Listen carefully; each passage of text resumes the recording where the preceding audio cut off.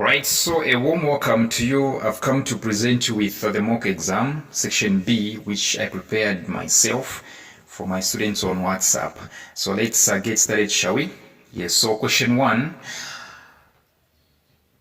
Okay, if I told you didn't check section A, search on this channel, okay? It's there.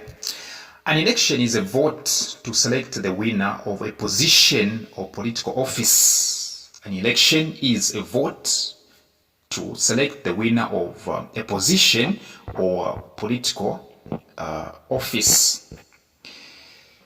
Question A, name 4 major types of electoral systems. Name 4 major types of electoral systems. And of course, we know them, right? Yes, we have a single member plurality system, which is also known as a first past the post system. Yes, the single member plurality system, single member plurality, single member plurality system, which is a SMPS for short. Its other name is also a first past the post system, which is FPPS for short. A second one is called single member majoritarian system, which requires a 50% plus 1, right? For presidential candidates. Single member majoritarian system. The third one is called the proportional representation system. Proportional representation system, which is a PRS for short. This one makes sure that the voters don't get a direct contact with the candidates, right? Yes. And the fourth one on the list should be mixed member proportionality system, right? Mixed member proportionality system, MMPS. Yes. So question 1B says, which of the electoral systems mentioned in 1A declares that a candidate who gets the highest number of votes wins the election? Which one among the ones that I've mentioned requires that for you to be elected, for you to be declared the winner, you have to poll the highest number of votes? This one doesn't care about percentages, doesn't care about representation. Its main thing is actually you polling the highest votes, the highest number of votes. Of course, the answer is a single member plurality system, which is also known as a first past the post system. Single member plurality system. Okay, 1C. Which of the electoral systems mentioned in 1A was introduced for Zambian presidential candidates in 2016? Yes, before 2016 actually, Zambia was using single member plurality system for both presidential candidates and MPs, parliamentary candidates. But in 2016, Zambia introduced, single member majoritarian system for presidential candidates, which means for you to rule this country, you have to get 50% of votes and then you top up 1 or more. Right? Let's say we have 1,000 people that are voting. Let's say we have 1,000 voters. 1,000 you have to get 500 votes, that's 50%, right? And then you top up 1, which means you get 501, 502, so long as you don't get less than 500, that's 50%. So long as you don't get 500 or less, you have to get 501 going upwards. That's 50% plus 1. That's single member majoritarian. It was introduced in 2016, single member majoritarian system. D, state 2 importances of an election in a democratic governance. State 2 importances of an election in a democratic governance. What exactly are importances of elections? Okay. Number 1, elections are important because they do what? They oblige candidates to explain to the citizens why they should be elected. They oblige candidates to explain to the citizens why they should be elected. Number 2, they make political parties accountable to the people. They make political parties accountable to the people. Number 3, they provide a peaceful transfer of power. imagine without elections, with the way Zambians use Zambians. Imagine without elections. Okay, we don't know who should rule. Chaos, right? They provide a peaceful transfer of power. Number 4, I'll add, they offer regular opportunities for people to change government. They offer regular opportunities for people to change government. True that. And so let's move on to question 2. So we have this map of Zambia right here. Set the map of Zambia below and answer the following questions. We have the labels X, Y, Z. Yes, X, Y, Z. And I think you are able to see the key.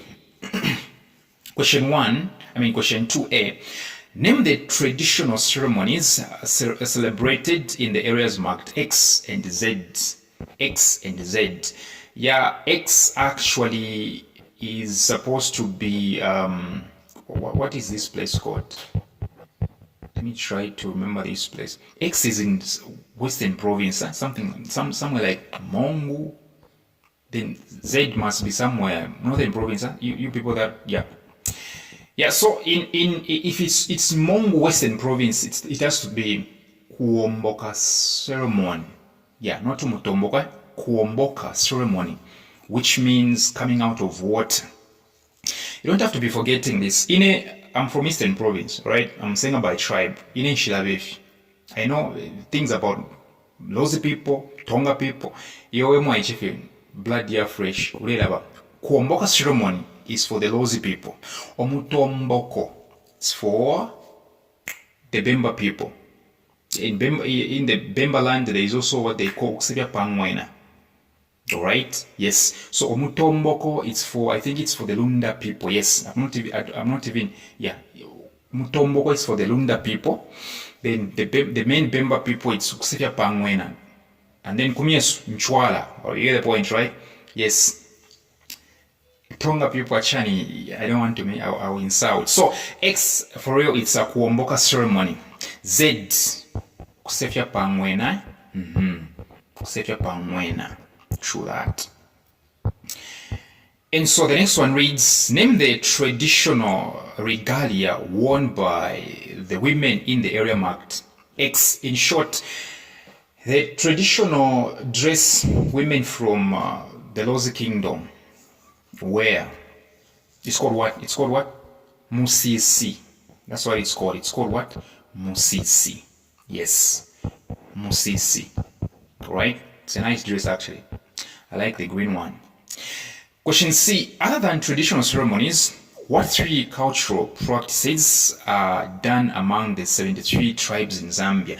In short, in Zambia, apart from celebrating traditional ceremonies, what other things do we do that are traditional in nature? What exactly are some of the things that we do that are traditional in nature? We do traditional dances. That's the first thing. Traditional dances, and then we hold funeral services. Number 3, we greet each other. That's if you're not becoming an American. Yeah. Number 4, we respect our elders. All right? We really respect our elders. D, give one example of a tangible works of Zambia's cultural heritage. Give one example of tangible works of Zambia's cultural heritage. Tangible are these cultural heritage that you can touch. The cultural heritages that you can touch. Well, we know them. We have museums. Okay, we have other stuff, but museums is the best answer here. Museums, a tangible cultural practices. Yes, cultural heritage. Question E. What name is given to the boat used when the Lozi people are celebrating their traditional ceremony? What name is given to the boat used when the Lozi people are celebrating their traditional ceremony? And of course, the answer is Nalikwanda, right? The answer is definitely Nalikwanda. Yes. Let me do question 3 and then we end it as section B part 1. I will be coming for part 2. Question 3 reads, what are the 2 categories of substances or drugs? Well, we have two categories actually.